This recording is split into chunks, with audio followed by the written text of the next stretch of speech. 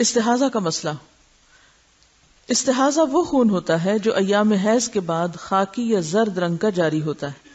یہ ایک مرض ہے. جب عورت اپنے حیض کی عادت کے دن پورے کرے پھر اسے غسل کر کے نماز شروع کر دینی چاہیے.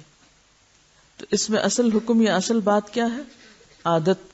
جتنے دن کسی کی عادت ہے اس عادت کے مطابق انسان نماز چھوڑے، یعنی اتنے دن کے لیے، اور بعد میں نہا کر نماز شروع کر دے، خواہ کوئی ڈسچارج ہو بھی تو، کیونکہ وہ خون حیض کا نہیں بلکہ استحاضہ کا ہے جو اس مخصوص مدت کے بعد آتا ہے. حضرت عائشہ سے روایت ہے کہ فاطمہ بنت ابی حبیش رضی اللہ عنہا رسول اللہ صلی اللہ علیہ وسلم کی خدمت میں حاضر ہوئیں اور عرض کیا، اے اللہ کے رسول، مجھے خون استحاضہ آتا ہے اور میں بوجہ خون استحاضہ پاک نہیں ہوتی، کیا میں نماز چھوڑ دوں؟ آپ نے فرمایا، نہیں، خون استحاضہ ایک اندرونی رگ سے بہتا ہے اور یہ خون حیض نہیں. بس جب تجھے حیض کا خون آئے تو نماز چھوڑ دے، اور جس وقت خون حیض بند ہو جائے اور استحاضہ شروع ہو تو اپنے استحاضہ کے خون کو دھو لو اور نماز پڑھو. تو حاصل کلام یہ ہے کہ مستحاضہ پاک عورت کی طرح ہے، ایام حیض کے بعد غسل کر کے نماز شروع کر دے. ہاں، یہ بہت ضروری ہے کہ ہر نماز کے لیے نیا وضو کرتی رہے. رسول اللہ صلی اللہ علیہ وسلم نے حضرت فاطمہ سے یہ بھی فرمایا، ہر نماز کے لیے وضو کر لیا کرو.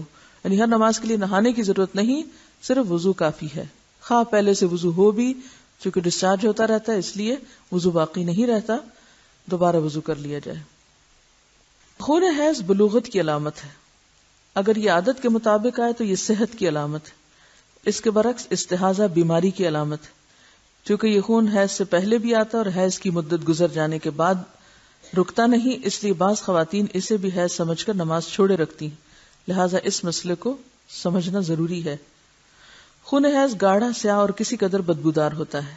جب اس کی مدت ختم ہوتی ہے تو خاکی یا زرد رنگ کی رطوبت خارج ہوتی ہے، مگر وہ حیض نہیں ہوتی. جبکہ خون استحاضہ پتلا اور زرد رنگ کا ہوتا ہے. یہ الگ بات ہے کہ عادت کے دنوں میں کبھی فلو زیادہ ہوتا ہے اور کبھی کم ہوتا ہے، لیکن اپنے مقرر وقت پر انقطاع بھی ہو جاتا ہے. انقطاع الدم یعنی سب ختم ہو جاتا ہے اور وائٹ ڈسچارج شروع ہو جاتا ہے. تو پاکی کب ہوتی ہے؟ جب خون حیض کے ختم ہونے کے بعد وائٹ ڈسچارج شروع ہو. اگر خاتون حیض اور استحاضہ کا فرق پہچانتی ہے تو اس کے مطابق عمل کرے گی، یعنی حیض کے آنے پر نماز چھوڑے گی اور حیض کے بعد استحاضہ کے دوران ہر نماز کے لیے الگ وضو کر کے نماز ادا کرے گی. اگر اسے دونوں خونوں کی پہچان نہیں، البتہ حیض اسے عادت کے مطابق آتا ہے، تو وہ عادت کے دنوں میں نماز ترک کرے گی اور ان کے بعد جو خون آئے گا اسے استحاضہ سمجھے گی. اب اس میں مشکل یہ ہے نا کہ ہر عورت کی عادت فرق ہے، اس لیے اس میں کوئی مفتی کچھ نہیں بتا سکتا، خود ہی اس کا تعین کرنا پڑے گا کہ کن دنوں میں عادت بدل جاتی. کیونکہ عورت کے صرف یہ نہیں کہ اس کو خون کے رنگ سے ہی آپ پہچانیں گے، اس میں دیکھا یہ جائے گا کہ آپ کی اپنی جسمانی کیفیت کب بدلتی ہے. کیونکہ استحاضہ کے خون میں جسمانی کیفیت اتنی متاثر نہیں ہوتی، جبکہ حیض کے دنوں میں اس سے پہلے یا اس کے بعد مزاج پر بھی فرق پڑتا ہے.